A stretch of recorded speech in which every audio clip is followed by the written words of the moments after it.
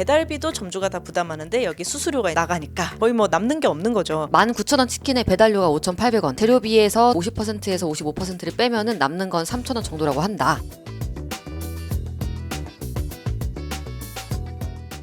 네, 돌아왔습니다, 여러분. 정말 첨예하게 갈등이 벌어지고 있는 이슈, 배달 앱 이슈인데요.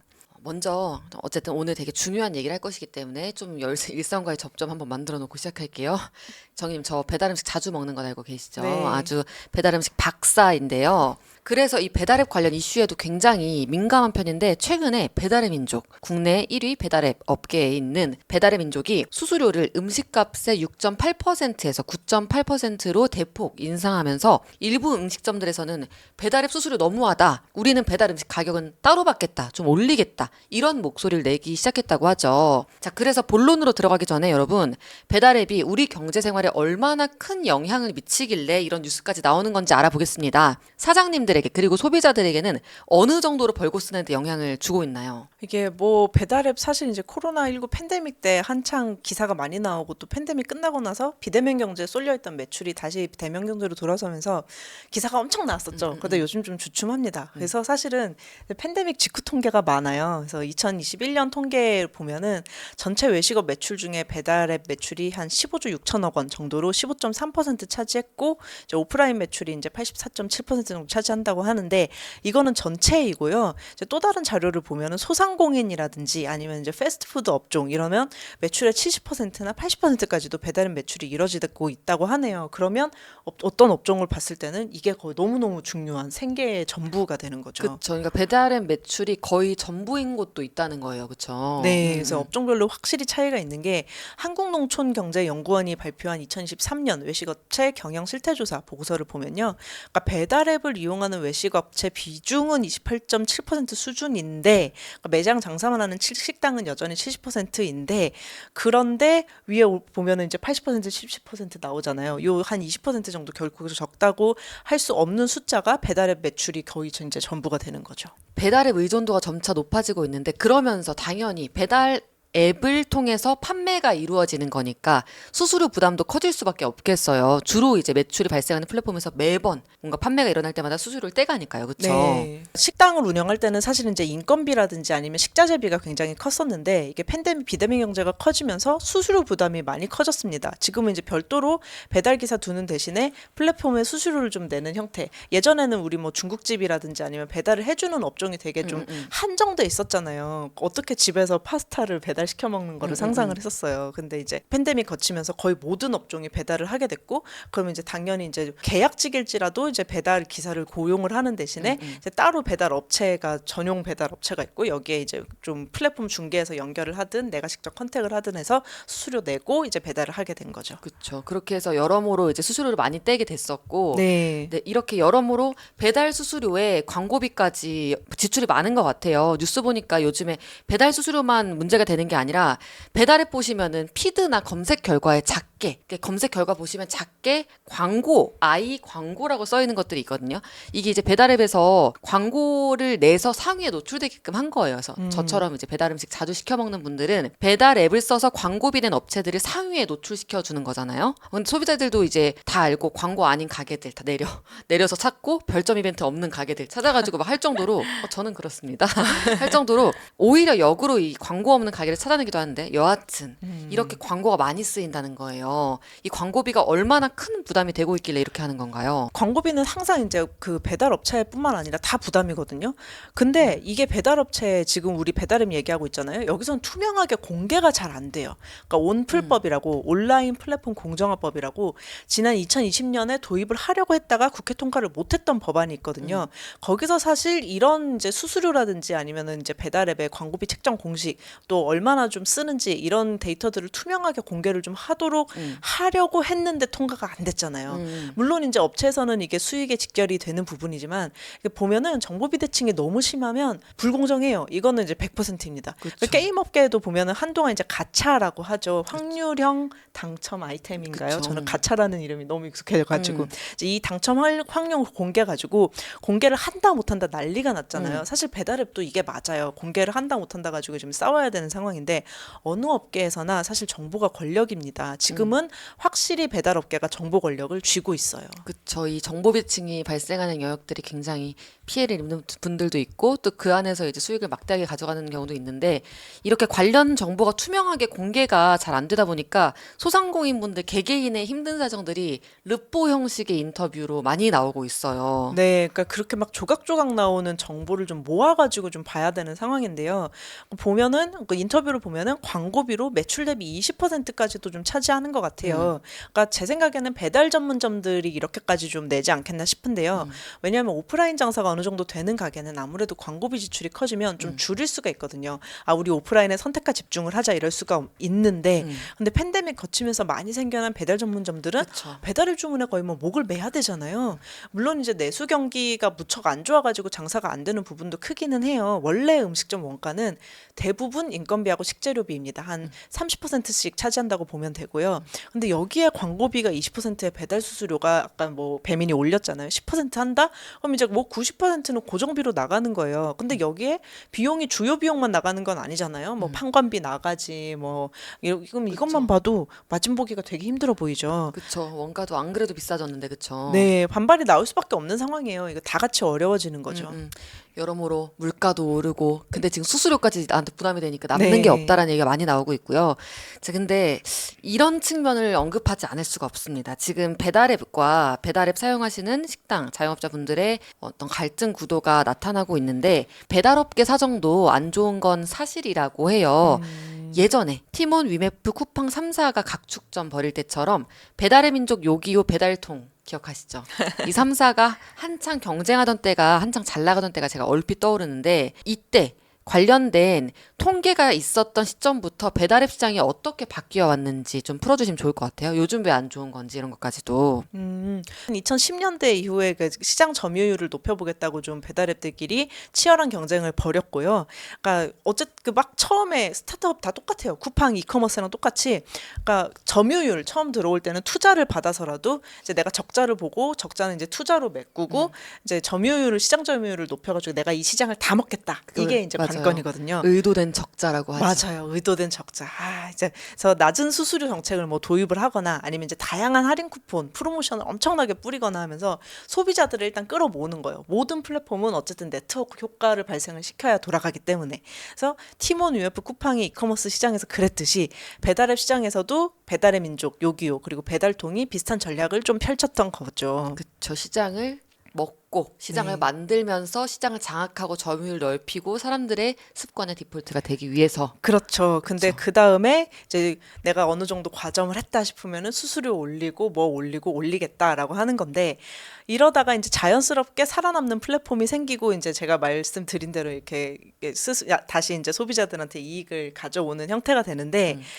그게 2010년대 후반에 벌어집니다. 이제 인수합병의 소용돌이에 빠져가지고요. 그러니까 2015년에 독일 기업 딜리버리 히어로가 요기요하고 배달통을 인수를 하면서 시장이 재편이 되기 시작했고, 이제 배달의 민족은 독자적인 성장을 이어가다가 2019년에 결국 인수가 됐고요. 이제 배달의 민족이 혼자 다 먹나 했더니 쿠팡이츠가 딱 등장을 해가지고 경쟁을 하고 있죠. 아, 그쵸. 사실 지난주에 저희가 CJ 대한통운 얘기할 때도 아, 점유율 이제 1등 CJ 대한통운 탄탄하게 있네 하는데 아래서 쿵쿵쿵 하면서 이 2위, 3위를 제치고 하면서 빠르게 달려오는 게 이번에도 쿠팡 썸네일이 그려지는 느낌인데요. 그래서 지금은 배달의 민족과 쿠팡 이츠가 경쟁하고 있다라는 거죠. 네. 근데 지금 뭐 배달앱 시장이 그렇게 좋다고 볼 수는 없어요. 그러니까 뭐 지금 그래프 하나 나올 텐데 보시면 2021년부터 2023년까지 거의 뭐 비슷비슷하죠. 그리고 처음으로 둔화되기도 했는데 조그마한 금액, 그러니까 성장세, 그 이전의 성장세에 비해서 좀 조그마한 금액으로 보이실지도 모르겠지만 이런 시장은요, 아직 시장이 이제 무르익지 않아서 수수료를 올리네 마네 뭐 이런 시장은요, 이렇게 둔화되면 안 돼요. 성장이 엄청 빨라야 됩니다. 근데 이제 둔화가 됐죠. 그러니까 2022년부터 시장 성장이 둔화하기 시작하면서 지난해 처음으로 역성장을 했고요. 사실 굉장히 좀 살짝 내려간 것 같은데 그래도 이렇게 급격하게 성장해야 되는 곳에서는 네. 어라? 그러니까 이게 그쵸, 왜 그쵸. 주춤하고 떨어지지라는 네. 거죠. 유지만 하는 것도 문제예요. 사실 이런 시장에서는. 그렇죠. 그래서 초기에는 시장 점유율을 이렇게 높이기 위해서 J커브를 그리기 위해 정말 J커브예요. 네. J커브를 그리기 위해서 시장 점유율 높이기 위해서 수익성은 포기하더라도 수수료를 낮추고 고객과 가맹점 양 사이드를 같이 끌어들이려고 했는데 이제는 그럴 때가 아니라는 거네요. 그렇죠. 그래서 그 수수료율이 요즘 문제인데요. 그러니까 초기에 점유율 확대를 위해서 막 그런 저가 수수료 전략, 내가 손해 보더라도 싸게 이제 끌어들일 테니까 한 번 배달에 맛들인 너희가 빠져나갈 수 있겠어? 약간 이 느낌으로 이제 수익성 확보를 하려고 수수료를 현실화죠. 사실 기업 입장에서는 현실화예요. 이걸 하면서 나타난 결과라고 볼 수 있고요. 그래서 요기요는 3위인데 이런 시장에서 3위는 사실은 경쟁을 할 수 없는 3위예요. 그래서 최근 희망퇴직 받는 등 어려움을 좀 겪고 있다는 소식 들려오고 있습니다. 맞아요. 불과 지난주에 있었던 뉴스였죠. 그래서 최근에 벌어지고 있는 배달앱과 자영업자의 갈등, 최근에 벌어지고 있는 타임라인 어떤지 살펴봐 주시겠어요, 한번? 네, 그래서 간단히 말해서 지난달부터 배달의 민족이 이제 새로운 수익 상품을 개발을 했고요. 이제 자영업자 그리고 이제 배달 기사들까지 반발을 하고 있는 거죠. 원래 이제 배달의 민족이 그러니까 깃발 꽂는다라고 얘기하는 가게 자체 배달이 있어요. 이게 울트라콜이라고 하는데요. 울트라콜. 그리고 이제 배달 중개까지 같이 해주는 배민 배달. 울트라콜은 이제 가게에서 직접 배달 업체하고 이제 연결을 해가지고 맞아요. 자체 배달을 아니면 뭐 사장님이 배달하셔도 되고요. 그래서 배달 기사 정보가 나오지 않습니다. 네. 네네. 그래서 이제 배민 배달은 배달 중개를 이제 배민에서 해주니까 이제 조금 편리하죠. 근데 이제 돈은 좀 더 내야 되고요. 그리고 이제 문제가 되는 게 이번에 한 번에 한 주문만 처리하는 그 배민 배달이 있는데 그거를 배민 원 플러스라고 합니다. 맞아요. 이 배민 원 플러스 수수료율 인상을 한다고 해서 지금 난리가 났는데 잠깐 제가 계산을 해볼게요. 그러니까 우리 배달 가능 최저 금액이 있잖아요. 네. 보면은 보통 한 12,000원, 13,000원 하더라고요. 여기서 12,000원이라고 하고 편의상 이제 밥을 팔았는데 그럼 배달료가 한 6,000원 정도 나와요. 이거 점주하고 소비자하고 반반 나눠냅니다. 그럼 이제 3,000원 부담을 하시죠. 그럼 가게는 이제 9,000원 남잖아요. 그쵸. 여기서 결제 수수료 조금 빠지고 피지사한테 뭐 줘야 되잖아요. 그쵸. 뭐. 그래서 부가세 빠지고요. 원래대로라면 여기 이제 요렇게 빠지고 여기서 이제 식자재비, 인건비, 판관비, 홍보비 이런 거 빠지고 마진 남는 건데 근데 배달앱에 이번에 소비자 무료 배달 경쟁이 붙었잖아요. 그러면서 이제 지난 20일부터 배민이 이제 배민클럽 소비자 입장에서 무료 시범 그쵸. 운영 중이었는데 그쵸. 이게 소비자 입장에서는 무료인데 다 점주가 감당을 하는 겁니다. 아. 그러면서 이제 울트라콜 말고 배민 원 플러스를 엄청 좀 밀어주기 시작을 해요. 배민이. 그러면서 이제 수수료를 올렸는데 그게 6.8%였다가 9.8%가 된 겁니다. 근데 배달비도 점주가 다 부담하는데 여기 수수료가 이제 나가니까 아까 말씀드린 제 계산에서 이제 거의 뭐 남는 게 없는 거죠. 이제 그 배민 입장에서는 근데 무료 배달이니까 장사 좀 많이 될 거 아니냐. 우리가 이거 얼마나 밀어주고 있냐. 박리담회 하고 음식 가격을 올리면 된다. 소비자는 빠져나가지 않는다. 이렇게 얘기를 하는데 이제 여기서 라이더들은 또 이제 우리가 또 배민이 너네가 점주가 부담이 된다고 하면 배달비를 조금 우리가 더 부담을 해주겠다. 배달비를 줄여주겠다라고 하는데 여기서 이제 라이더들은 아니 왜 너희가 장사하는데 내 운임이 줄어드냐 이러면서 이제 반발 중인 거고요. 소비자는 당연히 무료 배달 이용하니까 뭐 이제 식당들은 이제 배달앱이나 매장의 가격이 다른 이중 가격 시스템 적용할 수밖에 없죠. 배달시킬 거면 소비자 그러면 조금 더 비싸게 받아야겠다 이렇게 하거나 아니면 같은 가격에 배달시키면 저희 많이 못 드립니다 이렇게 하거나 이러면서 수수료가 이렇게 오른 부담을 소비자한테 조금 전가를 하고 있죠. 확실히 지금 말씀해 주신 것처럼 일단 배달의 민족에 있던 서비스 종류들이 여러 가지가 있었고 그중에서도 저도 소비자로서 발견했던 게 이 배민 멤버십을 지금 준비하면서 한동안 한시적으로 무료 배송을 해주고 있거든요. 이거 네. 한번 맛보기로 체험해 보세요라고 하면서 굉장히 좀 이슈가 됐었는데 이걸 저는 소비자로서 과도기를 겪으면서 어떤 일들이 나에게 벌어지고 있는지 잘 몰랐던 상황이었었어요. 근데 어느 날 뉴스를 보니까 배달앱과 그리고 사장님들과 배달 라이더 업계까지나 막 지금 나서가지고 갈등이 굉장히 커졌다라는 걸 보고 무슨 일이야? 하고 있었는데 지금 말씀 주신 걸 들어보면 그 사이에 제가 받는 배달 음식의 용량은 줄어 있었을 수도. 맞아요, 그렇죠? 맞아요. 그러니까 제가 몰랐을 뿐이지 전말에 몰랐을 뿐이지 나에게 이미 영향을 미쳤을 수도 있는 이슈라는 거죠. 네, 네. 그래서 한국소비자원 조사를 보면은 이미 뭐 그 배달앱 이용하는 소상공인들은 한 절반 정도가 배달하는 음식의 양은 좀 줄였다 이렇게 말씀을 하시더라고요. 그러니까 배달 가능 최저 주문 금액 올라가는 소리가 저는 막 들리거든요. 그렇죠. 네. 맞아 그런 것들이 있어요. 또 이제 어떤 이제 굉장히 좀 가격 정책을 잘 해놓으셔서 어떤 업종이 아니라 뭐라고 하죠? 그 음식의 종류 메뉴에서는 딱 그 12,000원, 13,000원 정도가 적당한 곳이 있고 막 배달 최소 가격이 3만 원, 5만 원 맞아요. 해놓은 곳도 맞아요, 있어요. 맞아요. 그리고 뭐 배달 가격이 배달비가 0원에서 5,100원 이렇게 돼 있는데 막 10만 원 이상 주문 시 0원 이런 것들이 있어서 와우 막 이런 생각도 했었는데 그쵸? 네, 네, 맞아요. 그래서 배달업계들은 수익성을 높이기 위해서 수수료율을 높이고 있고 사장님들은 배달앱으로 주문 들어오면 남는 게 없다면서 배달음식 가격을 높이겠다고 하고 소비자들은 배달음식 가격 비싸져서 당황하고 있는 이런 분위기인 것 같은데요. 그쵸? 맞아요. 이거를 바로 합성의 오류 상황이라고 합니다.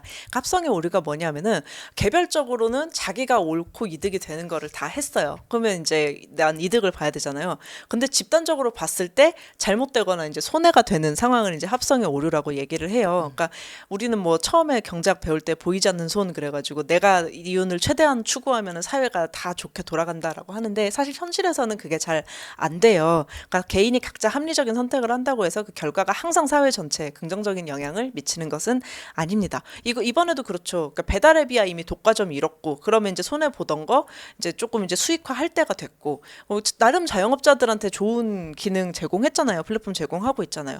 그리고 소비자는 배달앱 편하잖아요. 그리고 이제 지금 무료 시범 서비스까지 주고 있잖아요. 그러니까 무료 시범 서비스 주는 쪽으로 주문하는 게 당연히 나한테 이득이고 그리고 사장님들은 최대한 많은 플랫폼에 걸어놓고 매출 늘리는 게 당연하고 각자 최선을 다하다 보니까 모두가 좀 손해를 보는 상황이 되어버렸죠.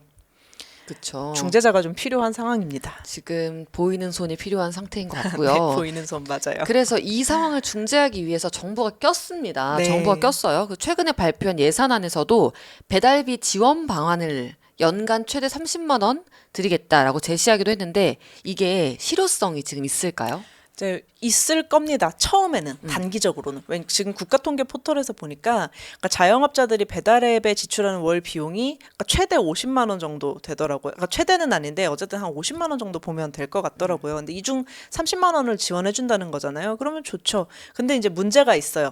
모든 자영업자에 30만 원 다 줄 수 있겠어요? 안 됩니다. 안 되고요. 그리고 또 하나의 문제가 있는데 국가에서 그렇게 지원해 주기 시작하잖아요. 그러면 이제 장사하는 플랫폼이 바보가 아니죠. 30만 원 받는 거는 그냥 디폴트로 어느 순간 생각을 해버리고 거기에 플러스 알파로 더 받게 돼요. 지금 부동산 시장, 특히 전세 시장이 좀 그렇게 돼 있거든요. 그러니까 정부가 지원해 주는 거는 좋은데 이게 기본값이 되면요. 시장 경제가 그렇게 이제 선의로만 돌아가는 것은 아닙니다. 그래서 정부 지원해 주는 게 디폴트 값이 돼서 그게 당연하게 되어서 오히려 전체적인 가격을 높일 수 있다라는 네, 거죠. 맞아요. 전체적인 가격이 굉장히 높아지고요. 그러면 이제 뭐 상한제를 도입하면 되지 않냐 이런 얘기 나오는데 전월세 상한제 부동산 시장에 도입하고 나서 경제신문들 뒤집어진 거 보셨죠? 이게 뭐 좋고 나쁘고를 떠나서 사실 이게 도입한 지 얼마 안 됐기 때문에 뭐 정말로 영향이 이렇다라고 연구 결과가 나오기에는 아직 너무 짧은 기간인데요.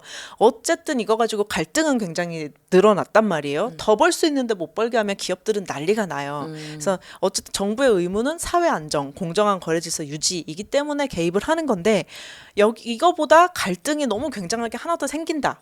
라고 하면은 사실 이거를 감당하고서라도 질러야 하는 상한제 도입인가? 배달비 상한제 도입이? 하면은 저는 좀 아니라고 봐요. 그렇죠. 사실 저는 배달앱을 굉장히 많이 쓰는 입장에서 이번 사태가 좀 마음이 좀 불편하고 안타깝게 느껴지는 지점이 있어요. 슬로우 뉴스 9월 2일자 뉴스에 이런 기사가 있었습니다. 19,000원 치킨의 배달료가 5,800원. 재료비에서 또 이제 50%에서 55%를 빼면은 남는 건 3,000원 정도라고 한다. 라고 돼 있어요. 저는 또 치킨도 최근에 시켜 먹었고 그래서 어쨌든 저는 이제 값을 내고 뭔가를 먹는 행위만 즐겼을 뿐인데 실제로 이제 이런 내용의 어떤 사장님들이 올린 글 사실 이거 2만 원 주고 팔아도 얼마밖에 안 남아요라는 인증하듯이 쓴 글이 굉장히 좀 바이럴 되기도 했었거든요. 볼 때마다 와 정말 이 정도까지 남는 게 없다고? 라는 걸 보고 놀랐던 적이 있었는데 그래서 이런 상황에서 저는 소비자로서 어떤 실천할 수 있는 게 있는지가 궁금해요. 사실 이제 오프라인 주문이 가장 좋겠죠. 운동도 하실 겸 직접 전화 주문한 다음에 이제 가지러 가신다고 하면 가장 좋고요. 저는 집 근처는 전화 주문 되게 많이 해요. 네, 물론 이제 그렇게 하시면 사장님들도 좀 할인을 해주셔야 할 것 같고요. 그런 다음에 이제 내가 정 사용을 해야겠다 배달 앱을 이러면 공공 배달 앱을 사용하시면 가장 좋습니다. 이게 정부 지원금 받는 거랑 똑같은 효과가 나요. 똑같은 효과가 나는데 부작용은 훨씬 적습니다. 근데 우리 사실 공공은 손이 좀 안 가잖아요. 그러니까 차라리 이제 그 배달 앱 시장의 멱살을 잡거나 아니면 어떡하지 배달을 끊을까 이거보다는 그냥 공공 앱을 제발 좀 잘 만들어 달라고 얘기를 하는 게 좋을 것 같아요. 근데 이제 당연히 이용을 해보고 실제 리뷰를 남겨야 이게 도움이 되겠죠. 그래서 각 지자체 이게 공공 앱 배달 앱은 지자체별로 있더라고요. 그래서 적극적인 리뷰 좀 남겨주시고 플랫폼은 다시 말하지만 네트워크 효과거든요. 그냥 많이 참여할수록 플랫폼의 질이 올라가요. 그래서 사장님들도 좀 많이 와주시고 소비자들도 좀 많이 와서 공공 앱이 좀 활성화가 됐으면 좋겠습니다. 이렇게 오늘 배달앱 시장에 대한 얘기를 쫙 나눠봤고요. 여러분들이 소비자로서 이렇게 이해관계를 갖고 있고 그리고 또 요즘 치열하게 여러 가지 갈등도 벌어지고 있는 업계 얘기들은 저희가 꾸준히 찾아서 말씀드리도록 하겠습니다. 저는 오늘 얘기 나누면서 공통점이라고 느꼈던 게 TMF 사태도 있었고 이번에 그 플랫폼 이슈, 배달앱 플랫폼 이슈도 봤었을 때 2010년대 중후반에 우후죽순 생겨난 그 플랫폼 업계들이 최근에 여러모로 변곡점을 맞이하고 있다라는 생각이 들어요. 네, 그렇죠. 맞아요. 비슷한 이유로 다 수익성을 맞아요. 내려놓고 이제 선점하기 위해서. 또 한 요 몇 년 지나면 굉장히 뭐가 많이 바뀔 것 같아요. 그렇죠. 네. 사실 저희가 2034년도에 또 저희가 안녕하세요 여러분 OPT 9월 1일 뉴스호스트 하면서 그때는 또 어떤 얘기를 전할지 AI 업계의 각축전이 끝났을까요? 네, 그런 생각이 드네요. 네, 오늘 이렇게 말씀 나눠봤고요. 오늘 함께해 주신 정희님 너무 감사드립니다. 감사합니다. 네, 이렇게 오늘 9월 2일, 9월이 시작하는 뉴스토스트에서도 함께 해주신 여러분들 감사드리고요. 이번 주 목요일 7시 40분에도 뉴스토스트 예정돼 있는 거 아시죠? 전문가, 위펀딩 이지수 대표님과 함께 부동산 투자에 대해서 전해드릴 예정이니까요. 절대 빼먹지 마시고 꼭 함께 해주시길 바라겠습니다. 월요병 푸시고요. 어피티와 함께 시작해주신 분들 너무너무 감사드립니다. 네, 그럼 저희는 목요일에 인사드리도록 하겠습니다.